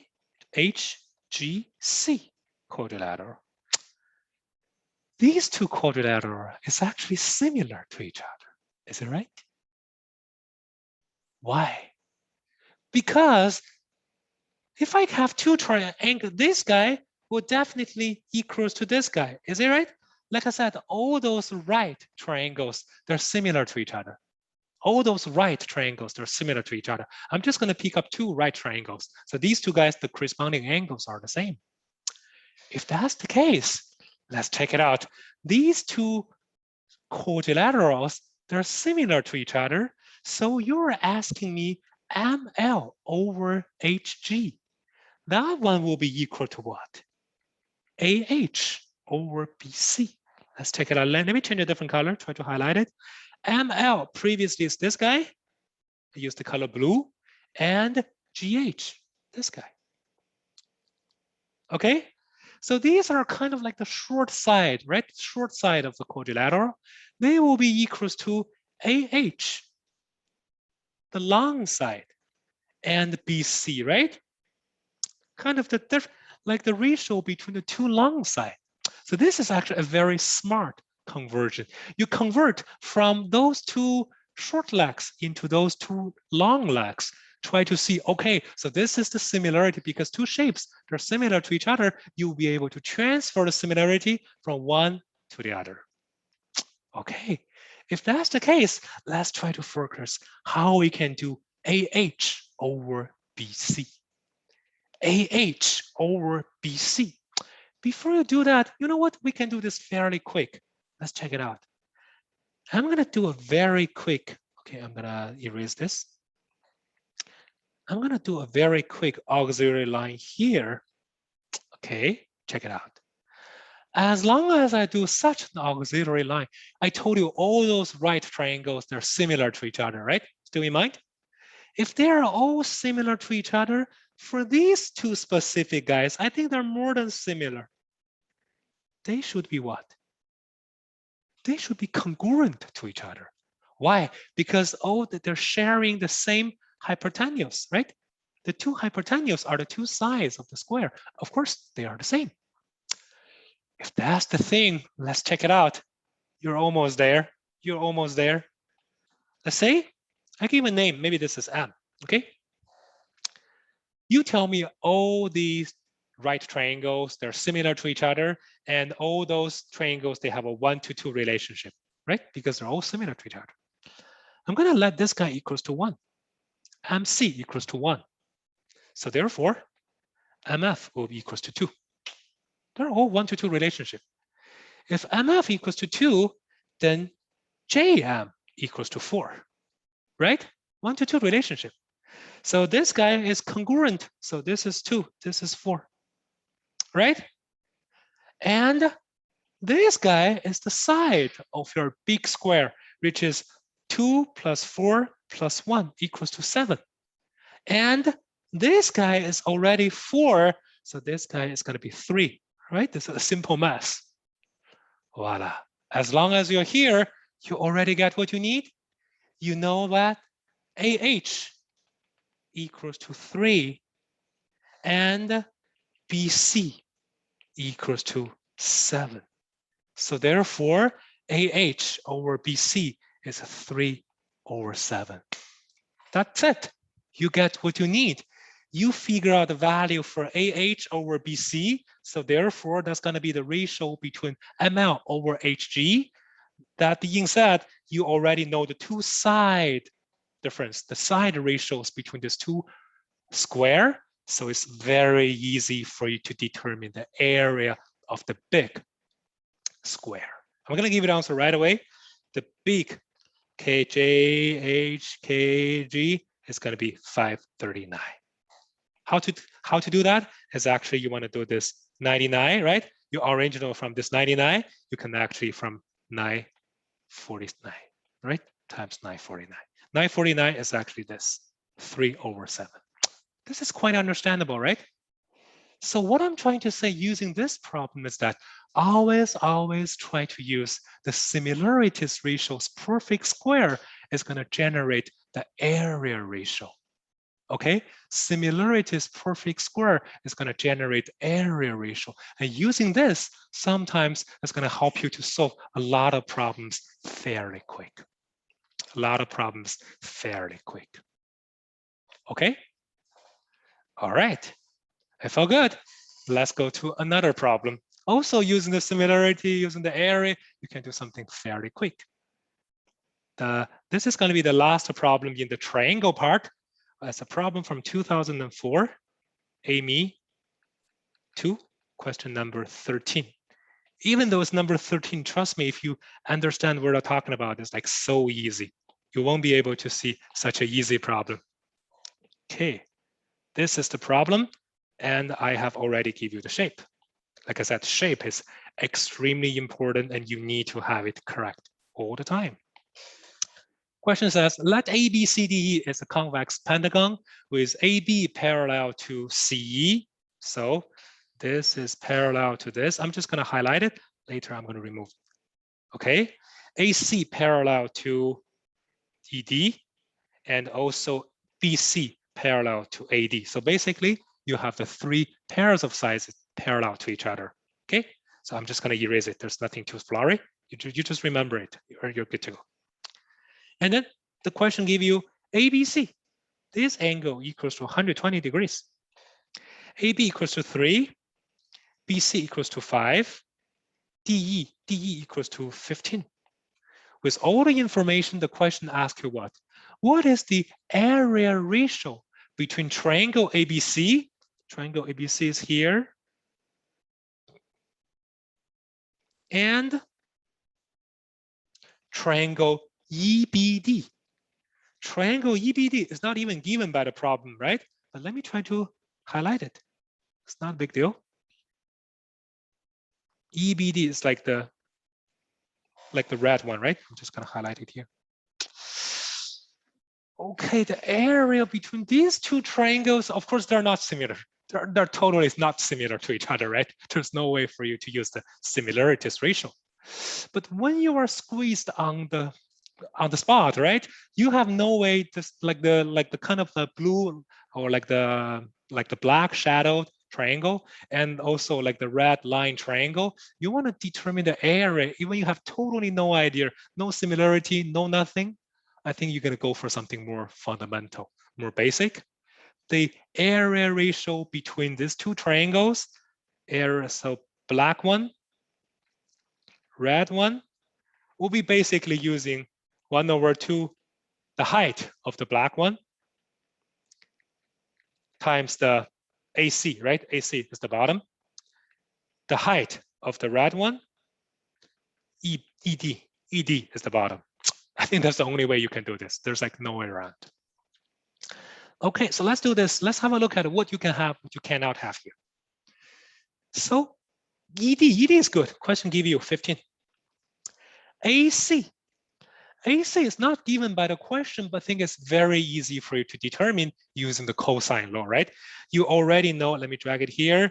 You already know this is 3, this is 5, this is 120, this is your question mark, AC. AC is actually 7, right? I don't have to do the calculation, you do it by yourself. So that's the cosine law. So the $1 million question will be how to determine HB. HB is here. H black, right? And also this guy, H red. They are totally not in the same triangle. They're not even close to each other. How can I do my magic and figure this one out? So this is actually the most tricky part for this problem. How to determine H black over H red. I think most of the students stuck there because they want to have a lot of auxiliary line, blah, blah, blah. But this problem has a very straightforward solution. Let's check it out. I totally understand there's no way for you to determine what is the value for H red because they're totally in the middle of nowhere. If that's the case, why don't you change your idea a little bit? Instead of a hardcore calculation for H red, can you do a little bit of tweak? Can we split the H red into 3 parts? One is the HB, it's already here, H black. Well, the other part, I'm going to put it into here and here. This is maybe I call H1, H2. So of course, H red will be equals to H black plus H1 plus H2, right? I think we're on the same page. Okay, if you do this, I think you actually basically open the door to the new world. Check it out. At the end of the day, the question doesn't really ask me the value for H black, H red. It's only a proportional relationship. So let's check it out. H1 and HB. Let me change the color. This is HB. This is H1.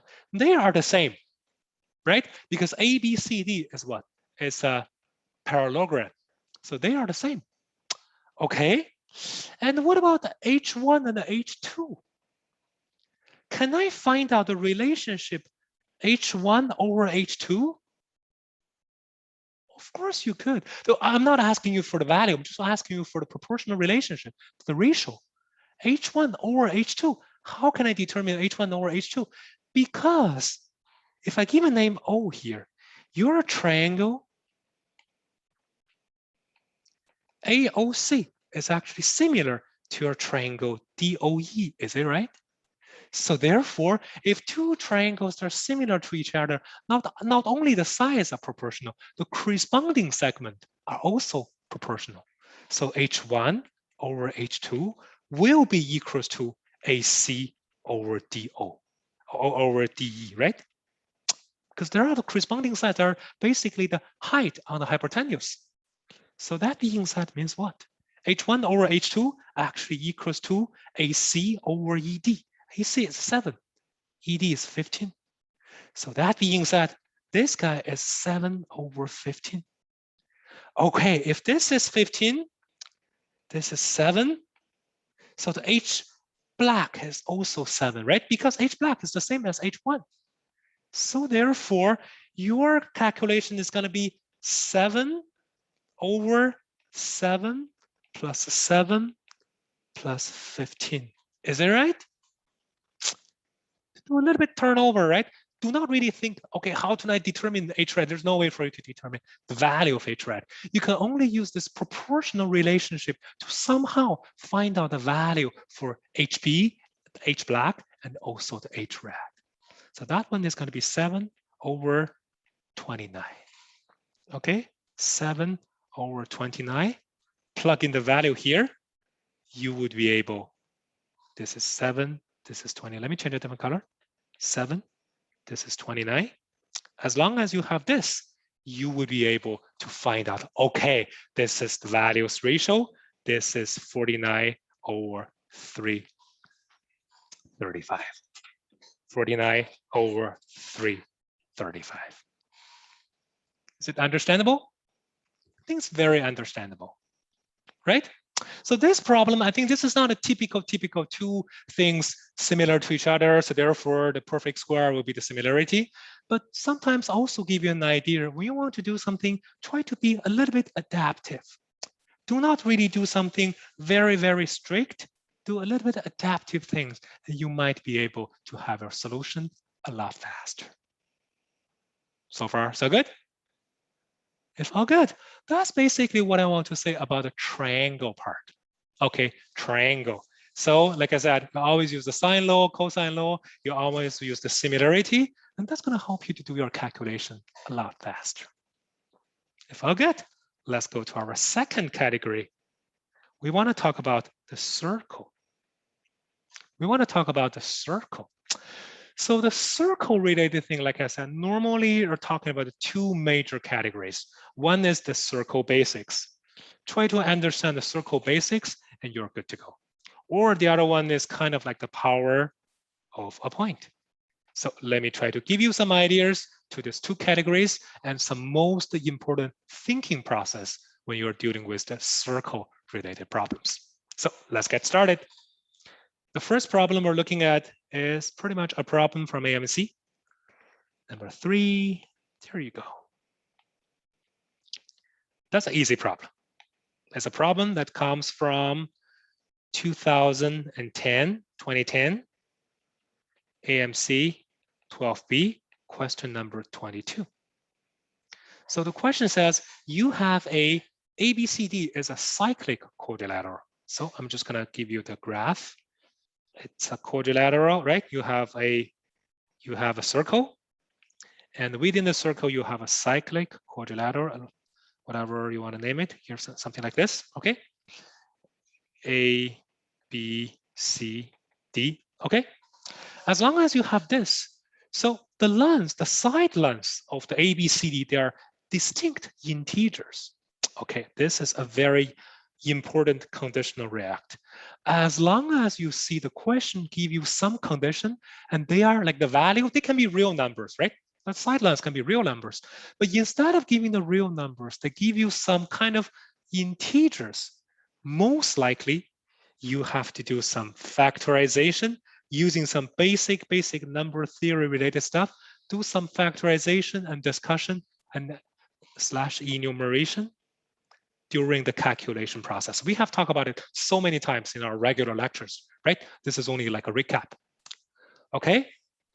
So they can be the positive integers lesser than 15. Okay, you don't have too much choice, less than 15, such that BD times CD equals to AB times DA. Okay, then what is the largest possible value of BD? Okay, BC times CD equals to AB times DA. BC, CD, AD, DA, AD, AB. Okay. So how do you think whenever you see such a problem? That's like the $1 million question for our entire lecture. I want to teach you guys the thinking process rather than, let's read the answer. Okay, fishing, like I said. So for such a problem, I think as long as you see a cyclic quadrilateral and you see something times something, I think your first reaction will be Ptolemy Theorem, right? Which is totally fine, which is totally understandable. However, the Ptolemy Theorem will be what? AB times CD plus AD times BC equals to AC times BD, right? But there will be the opposite side taking the multiple, adding them together. But for such a problem, this is not an opposite. This is actually what? The adjacent two sides. So that being said, there's no way for you to use the Ptolemy, right? Because the Ptolemy needs to be opposite. Now it is not opposite, it's only like the adjacent side. So who can tell me, instead of using the Ptolemy, what kind of theorems you have learned so far, it will get involved with the product of the adjacent side rather than the Ptolemy's opposite side? Yeah, I see people have the answer right away. What is that? Cosine law, right? Cosine law is actually the fantastic rule, help you to basically build up the relationship, the product between the two adjacent sides. So let's do the cosine law. How can I do the cosine law? Let's create a triangle first, right? BD triangle. Let's say I'm going to say this is theta. This is going to be pi minus theta, right? Because they are supplementary to each other. BD square equals to AB square plus AD square minus 2AB AD cosine theta. BD square can also be written as BC square plus CD square 2BC cosine pi minus theta, right? This is quite understandable. You just use the cosine law twice, the upper one, the lower one. As long as you have two equations, we have talked about it millions of times. As long as you have two equations, what are you gonna do? Always try to manipulate with the two equations, either adding them together, subtract the one from the other, sometimes even multiple the left-hand side and right-hand side.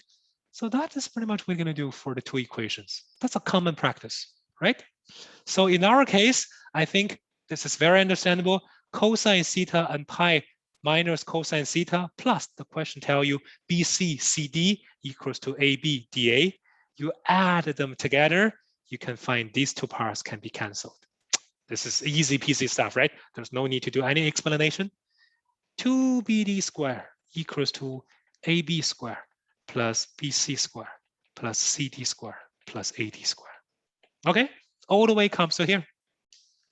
Okay, the question asks you to determine what is the value for BD, right? So you need to know what they are. Okay, the question says they are integers, distinct integers, lesser than 15. And you want to make the largest possible value of BD. So some students say, okay, that's easy. So we just go for 14, 13, 12, 11. So that's the largest under 15. Intuitively, it is okay because no one is going to block you doing that. However, if you have some quick discussion, you're going to find out if you directly close your eyes, give this might not be correct. Because don't forget, A, B, C, D, those four sizes, they're not random numbers. They are positive integers, I know. However, they must respect a relationship in between. Is that right? A relationship in between. So when you want to choose the numbers for them, don't forget BC times CD equals to AB times AD. So think about it. If I give the largest number possible for BC, okay, as long as I put 14 here, which is the largest possible, right? There must be a 7 factor on the right-hand side. Is that right? So you need to find out the other two numbers, multiple, or maybe I'm gonna erase it. Multiple. I want to have two numbers, A and B. First of all, they are as big as possible. Second, I want to make sure that A and the B, they have a 1-to-2 relationship to make sure this guy holds each other. So intuitively, here, you're going to have what? 12. Here, you're going to have 6. That's the only possible numbers from 1 all the way to 14, plus as big as possible, right? So that being said, your full numbers are 14, 6, 7, 12. So 7, 6, 12, 14. So that being said, you can't really close your eyes, randomly give whatever number you want. You have to give some specific number to meet the original condition. So that would be the solution for this problem. All good? If all good, let's go for another problem, a relatively difficult problem from AIME. It's exactly the same thing using the basic property, and you will be able to see the beauty of it. We always want to give you some AIME problems, try to see number 3. This is the AIME problem. There you go. This is a very good problem, I think. So the problem says a circle has a center O and the radius 25. chord AB has a length 30. Chord CD has a length 14. Okay, you have two chords. Think about it, put it in a database. They intersect at point P. The distance between the midpoints of two chords is 12. Okay, the distance between the two midchords is 12. And the quality of OP squared can be represented as Mn, blah, blah, blah, Mn, the relative prime numbers, and find out the value for Mn, aka you need to know what's the value for OP or OP squared, same thing. Again, what we're gonna do is we can do, let's do a circle, and I wanna give you a line here. Let me change the color into the black one, okay? So this is one of the chord. This is another chord, I don't know, I'm just gonna give it here, okay? And the question says the distance between the two chord mid, okay? The chord mid is, let me try to put it here. This is E, this is F, here, right? This is A, this is B, this is C, this is D, and this is P, right? Okay, the question gives you that the radius equals to 25, and AB equals to 30, and CD equals to 14, whatever, and EF equals to 12. Okay, with all those information, the question asks you something pretty weird. It asks you what's the value for OP? What's the value for OP? Yeah, by the way, a student asked me, did they want to take a screenshot? It doesn't matter. For our open course, we're gonna share the lecture content to our the WeChat group. So if you join our WeChat group, we'll be able to share the entire lecture. So there's no need to take the notes. Okay. So all right. So if that's the case, let's think about it. How can I determine the value for OP? All right, so I don't really know how to determine the value for OP, to be honest, but I want to give you some conditional react. We just talked about it originally. Like I said, as long as you see conditional react, as long as you see a chord, you see a circle, what did I say? Always try to make a perpendicular line from the circle center to the chord. Do you still remember? This is a must. You have to remember this. You have to remember this as a common practice. So our auxiliary line is very conspicuous.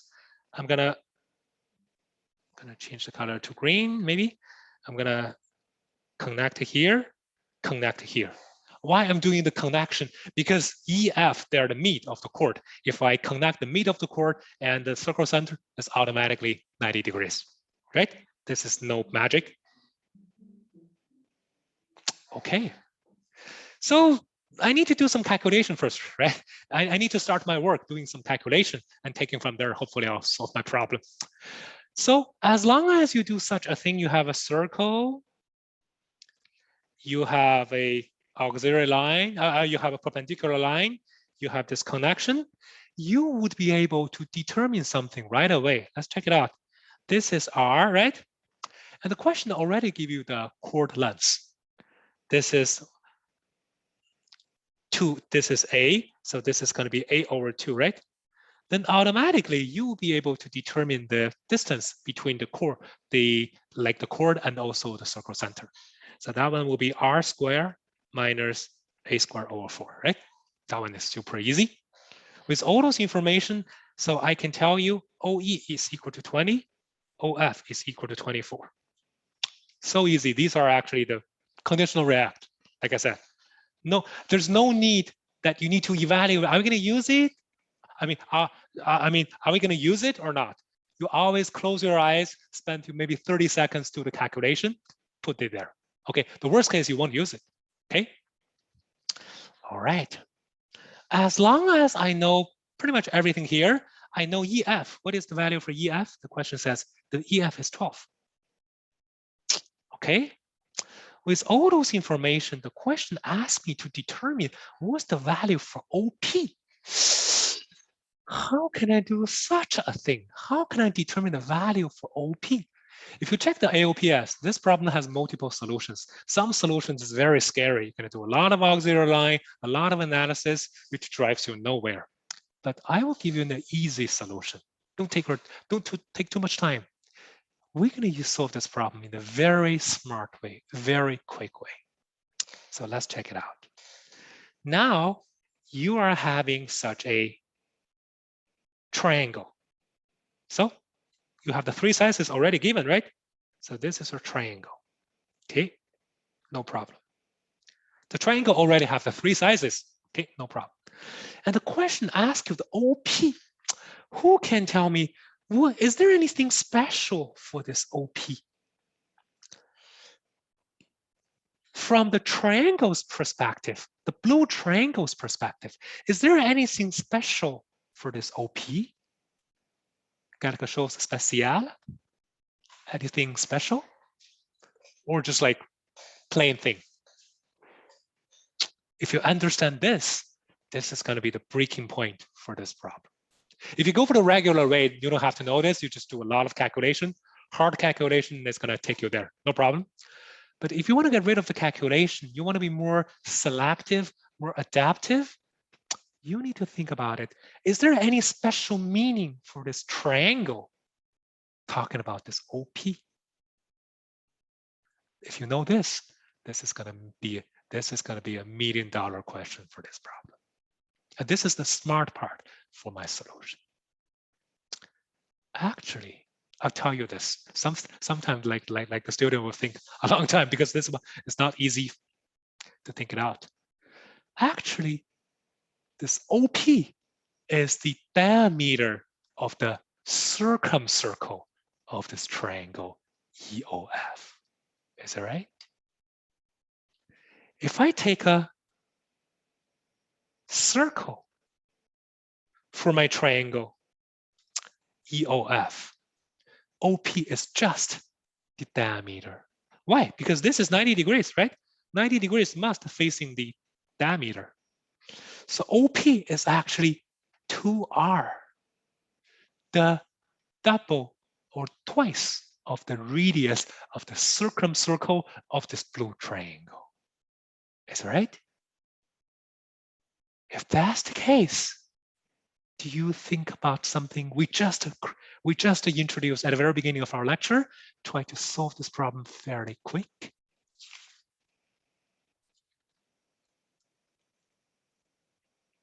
Hey, that's actually, do you still remember? If I give you a triangle in the area method, I told you a triangle's area is what? ABC over 4r. Is that right? R is the radius of the circumcircle.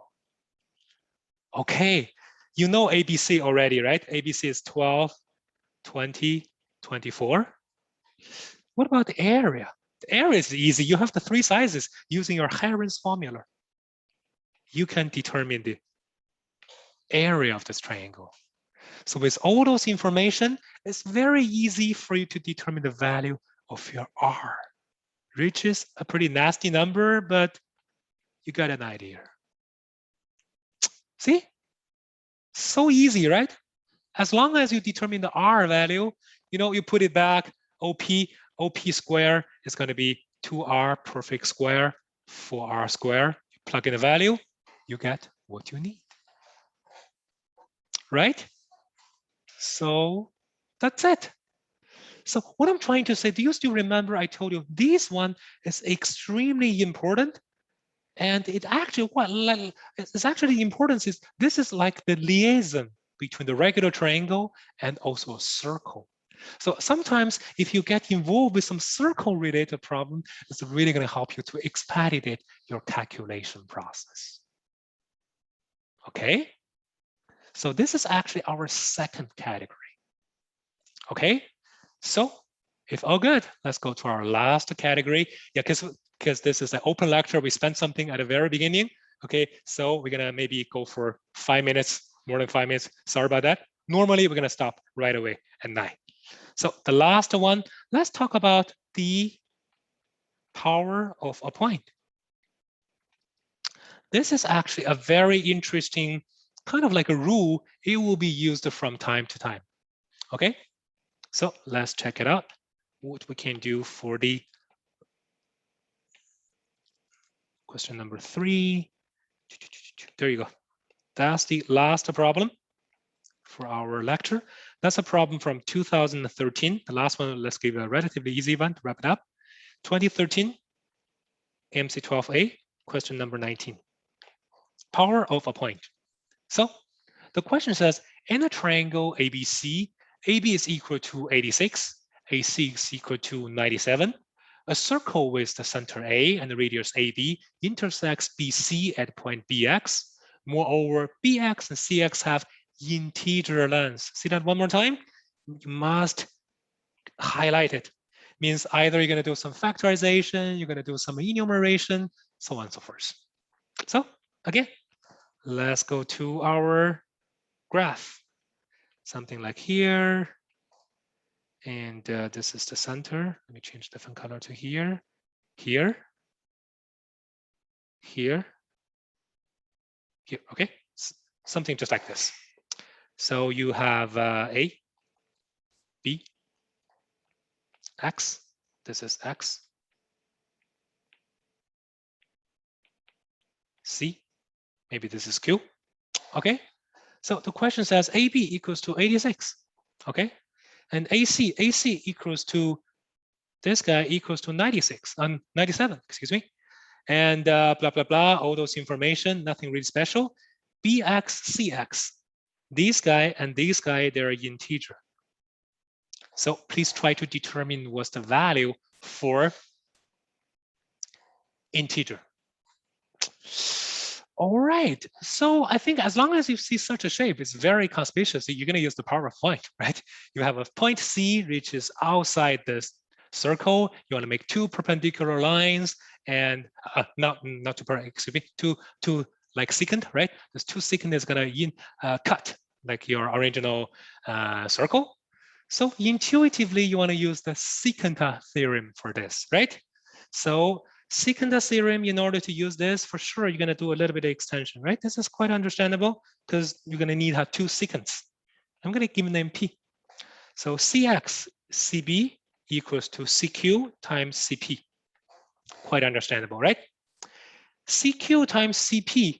So that one will be 11. That one will be 86, right? So that's going to be what? 183 times 11. CX times CB, 183 times 11. Okay, and your goal is try to determine what's the value for CB. How to determine what's the value for CB? Let's have a quick look. Like I said, the question already tell you these are all integers, right? As long as you have integers, what are you going to do? Factorization. You can do 3, 61, 11. So your CB, your CX, right? If I just list out all the possibilities, right? They can be either 3, 61 times 11, 61, 33, 11, 183. What else? 33, 61, right? The question asks you to determine what's the value for BC. So what I'm trying to say for this problem is AMC is not unlike our Canadian Euclid, right? Euclid, you have to show the work. If you just guess, you have 0 point. But for AMC, if you guess correct, you have full mark, no pressure, no prejudge, right? So let's check it out. Instead of doing the calculation analysis, let's try. The correct answer is 11, 28, 33, 11, like 61, 72. So intuitively, this is totally wrong, right? Because these 2 guys are not in the ABCDE. You're talking about BC for this line, right? Right? Second, in terms of this, BC should be 33 or 11. Don't waste your time. BC must be greater than CX. Of course, BC is longer. So therefore, that one crossed out. So directly answer 61. So not every single problem you need to give the rigorous analysis of why this is it, this is that, especially for American exams. As long as you know the ABCDE, you're good to go. So I think this is kind of like a shortcut way to solve this problem. All right, I think that's pretty much what I want to say for our lecture number 1. We're kind of like running out of time a little bit. So if you have any questions, what you can do is that instead of we keep going for our lectures, you can basically join our group. We have a WeChat group. If you have no idea how to do that, you can ask your parents to scan this barcode, and you will be able to contact to our support. She will be able to drag you into our WeChat group. If you have any questions regarding whatever in our content, any confusion about our lectures or something, feel free to join our group, scan for this barcode, and you can actually take a screenshot. So you'll be able to join us, and I'll be able to give some explanations. So a long story short, this is actually our lecture number 1, talking about the 2D geometry. So 2D geometry is actually the foundation, I have to say, the foundation of pretty much the geometry. And our next lecture, we're going to talk about the 3D geometry. And the one after is going to be the coordinate geometry. You're going to find out whenever we're talking about the 3D or the coordinate, we're still talking about the, like the 2D thing. All those kind of flowery things can be converted or simplified using the prototype of this 2D geometry. And taking from there, you would be able to have the answer for it.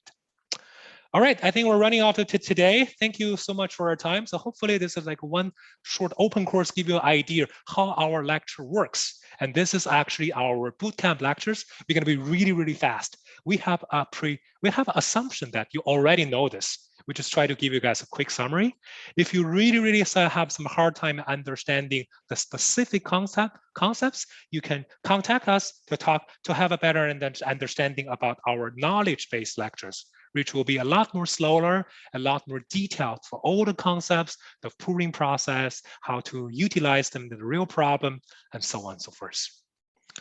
All right, so that's pretty much for our today's lecture. Thank you for your time. So hopefully you guys enjoy today's lecture. And like I said, any questions, if you want to ask for the replay, we're going to give you a replay for the entire lecture. If you want to ask for the YouTube link, you need to scan this code and let our parents scan this code, and she will be able to give you more information, and we can take it from there. All right, thank you guys. Wish you guys a good day. We'll touch base. Bye.